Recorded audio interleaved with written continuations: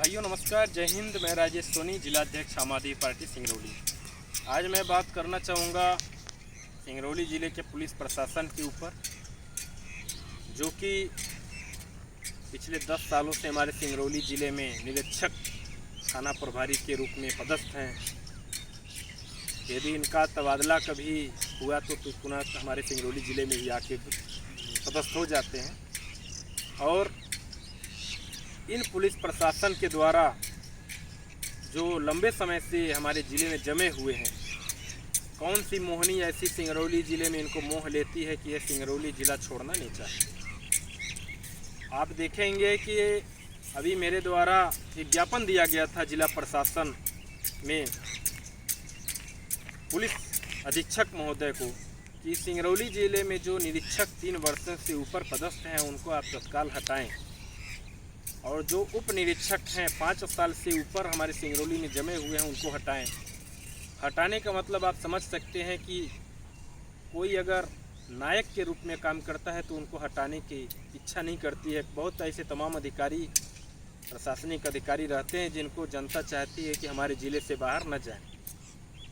लेकिन ये जो हमारे यहाँ सिंगरौली ज़िले में कुछ थानों में 4-5 थानों में जो पदस्थ निरीक्षक और उप निरीक्षक हैं, उनके द्वारा पुलिस की नौकरी कम की जाती है और राजनीति ज़्यादा किया जाता है। मैं तो ये भी खुला चैलेंज करना चाहता हूँ कि आप अपनी पुलिस की नौकरी छोड़ के राजनीति ही कर लीजिए। कोई बॉन्ड तो आपको भराया नहीं था कि आप पुलिस की वर्दी भी रखेंगे और राजनीति भी करेंगे। तो मैं कहना चाहता हूँ इन पुलिस अधिकारियों को जो भ्रष्ट हैं, जिनके थाने की तरफ से लगभग 100 ट्रैक्टर अवैध रूप से बालू की बिक्री की जाती है, थाने के 2 किलोमीटर 3 किलोमीटर की रेंज में अफीम, चरस और गांजा जैसे नशीली वस्तुओं का पदार्थ का बिक्री किया जा रहा है। मेरे द्वारा जब शिकायत की जाती है तो पुलिस प्रशासनिक अधिकारी, जो यहाँ पे हमारे अधिकारी पुलिस प्रशासन के, वो धमकी देते हैं कि तुम्हारी औकात कुछ भी नहीं है। मैं इन पुलिस अधिकारियों को कहना चाहता हूँ कि सिंगरौली की जनता जिस दिन चाह लेगी तो आपका भ्रष्टाचार जो आप फैलाए बैठे हुए हैं नहीं चलेगा। सिंगरौली पुलिस के द्वारा जैसे ही हमारे द्वारा आवाज़ उनके खिलाफ में उठाई गई तो उनके द्वारा एक षड्यंत्र रचा जा रहा है कि इस आदमी को, जो भ्रष्ट पुलिस अधिकारियों को जिले से बाहर करना चाहता है, इसके ऊपर किस तरह से मुकदमा कायम करवाया जाए। इन्होंने मुकदमा कायम करने के लिए तमाम रास्ते अपने ढूंढ चुके, तमाम तरीके अपना चुके, लेकिन सभी आप लोगों की दया से, आप लोगों की कृपा से, सिंगरौली वासियों की कृपा से अभी तक ये हमारा कुछ कर नहीं पाए हैं। लेकिन आगामी जिस तरह से हम एक मुहिम चला रहे हैं कि सिंगरौली ज़िले में जो 5 साल से ऊपर उप निरीक्षक और 3 वर्ष से अधिक निरीक्षक जमे हुए हैं उनको हमारे ज़िले से बाहर किया जाए।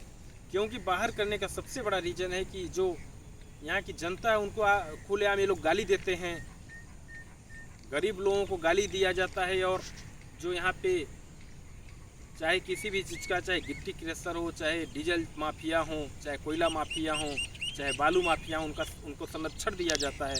तो हमारे ख्याल से भारत सरकार या हमारा संविधान ऐसा कहीं पे भी नहीं लिखा है कि पुलिस अधिकारी जनता के बीच में गुंडागर्दी करेंगे, राजनीति करेंगे, बल्कि ये कहा जाता है कि पुलिस अधिकारी राजनीति और गुंडागर्दी नहीं करेंगे।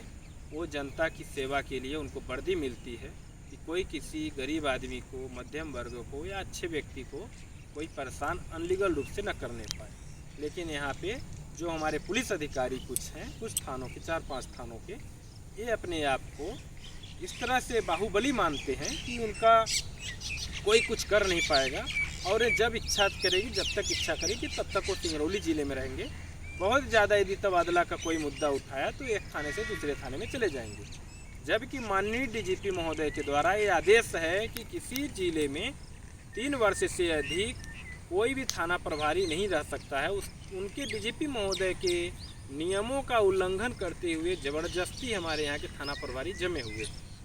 मैं आपसे ये भी बताना चाहता हूँ कि यदि एक डीजीपी महोदय के एक और आदेश है कि किसी भी थाना प्रभारी के ऊपर यदि विभागीय जांच चल रही है सड़क दुर्घटना को छोड़ के, तो उनको पूर्णतः रूप से थाना नहीं मिलना चाहिए। लेकिन हमारे ज़िले में हमारे द्वारा सूचना अधिकार में एक जानकारी मांगी गई है कि ऐसे कितने पुलिस प्रशासन अधिकारी हैं जिनके ऊपर विभागीय जांच चल रही है। अभी तक मेरे को वो जानकारी उपलब्ध नहीं कराया गया है, लेकिन मैं बताना चाहता हूं, जो हमको जानकारी है, जो सुनने में आता है कि हमारे यहाँ के कुछ थाना प्रभारी ऐसे हैं जिनके ऊपर विभागीय जाँच चल रही है। तो मैं आपसे और बताना चाहता हूँ, अगली बार मैं पुनः आप लोगों के सामने लाइव के माध्यम से, वीडियो के माध्यम से आऊँगा और क्या इनके लिए हम और आगे कर चुके उसके लिए भी बताएंगे। जय हिंद, जय भारत।